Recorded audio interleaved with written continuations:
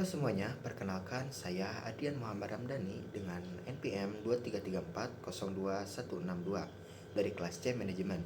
Kali ini saya akan membahas mengenai garmen tasik style menyambut lonjakan pesanan akhir tahun. Dapat saya katakan bahwa industri garmen sering dihadapkan pada tantangan yang menarik, terutama saat ada lonjakan permintaan besar. Nah, kali ini tasik style sedang bersiap menghadapi musim puncak menjelang sekolah dan tentunya bulan suci Ramadan. Ini artinya pesanan membludak. Kita punya tiga opsi di meja. Mau lembur habis-habisan, rekrut karyawan kontrak atau subkontrak ke vendor lain. Eh, Pilihan ini krusial. Mari kita bahas kenapa perencanaan yang tepat itu penting dan apa solusi terbaik untuk garment textile. Yang pertama, pentingnya perencanaan agregat dalam lonjakan musiman. Mengapa sih perencanaan agregat itu penting banget di tengah lonjakan musiman seperti ini? Bayangkan kalau kita tidak punya peta atau rencana, kita pasti akan kalang kabut kan?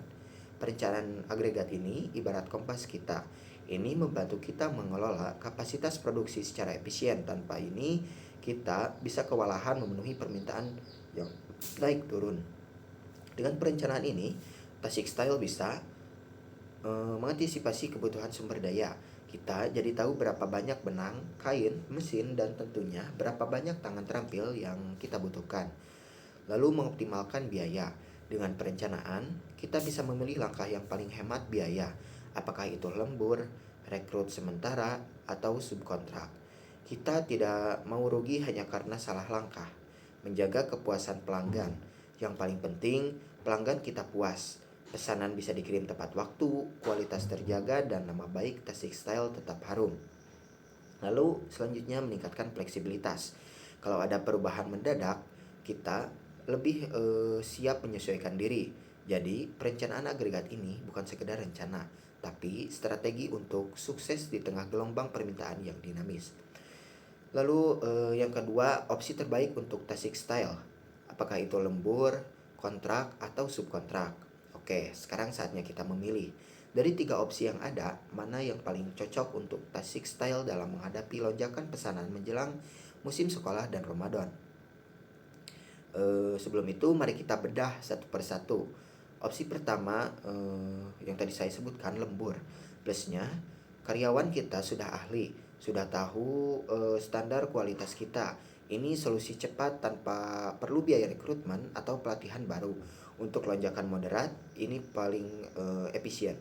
Minusnya kalau dipaksakan terus-menerus, karyawan bisa kelelahan, kualitas bisa menurun, dan suasana kerja jadi kurang kondusif. Lalu opsi kedua ada pegawai kontrak. Plusnya, fleksibilitas lebih tinggi untuk lonjakan yang cukup besar dan berlangsung beberapa bulan. Biaya rekrutmen dan pemutusan hubungan kerja juga lebih rendah dibandingkan karyawan tetap. Minusnya, tetap ada biaya pelatihan awal dan kita perlu memastikan kualitasnya terjaga. Lalu yang opsi ketiga ini merupakan subkontrak atau bekerja sama dengan vendor luar. Plusnya, opsi ini memiliki pilihan yang paling pas kalau lonjakan pesanan sangat besar dan di luar kapasitas kita sepenuhnya.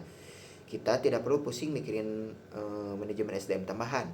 Minusnya, kontrol kualitas bisa jadi tantangan, biaya per unit mungkin lebih tinggi, dan ada risiko ketergantungan pada vendor lain. Jadi, mana yang saya rekomendasikan? Untuk Tasik Style yang menghadapi lonjakan musiman yang berulang, saya merekomendasikan kombinasi antara lembur dan perekrutan pegawai kontrak. Lembur untuk meningkatkan kapasitas awal dan moderat, sementara pegawai kontrak untuk mengisi kesenjangan kapasitas yang lebih besar dan stabil selama periode puncak. Strategi ini menyeimbangkan biaya, kontrol kualitas, dan kemampuan kita untuk memenuhi permintaan yang berfluktuasi secara berkelanjutan. Sedangkan subkontrak bisa jadi opsi cadangan jika volume pesanan benar-benar di luar dugaan. Yang ketiga, ada risiko jika tidak membuat rencana. Kapasitas agregat. Nah, apa jadinya kalau Tasik Style nekat tidak membuat rencana kapasitas agregat? Risikonya tidak main-main.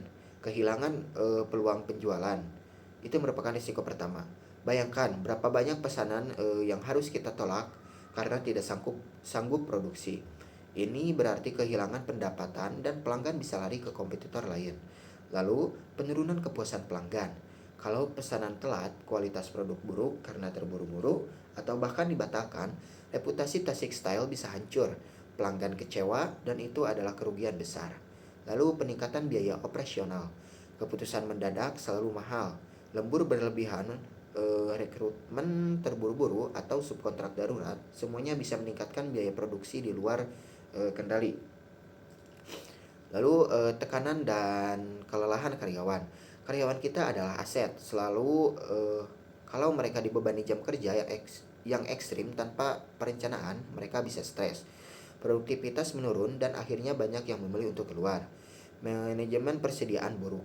Kita bisa saja menimbun bahan baku berlebihan atau justru kekurangan bahan baku saat produksi, yang artinya proses produksi terhenti. Lalu selanjutnya ada kerugian finansial. Pada akhirnya semua resiko ini akan bermuara pada satu hal, yaitu kerugian finansial bagi Tasik Style. Intinya, tanpa perencanaan agregat, Tasik Style akan selalu reaktif, bukan proaktif.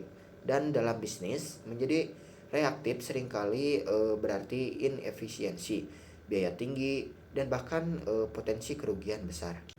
Jadi, jelas sekali bahwa perencanaan agregat adalah kunci sukses bagi garment Tasik Style, terutama di musim-musim puncak seperti ini.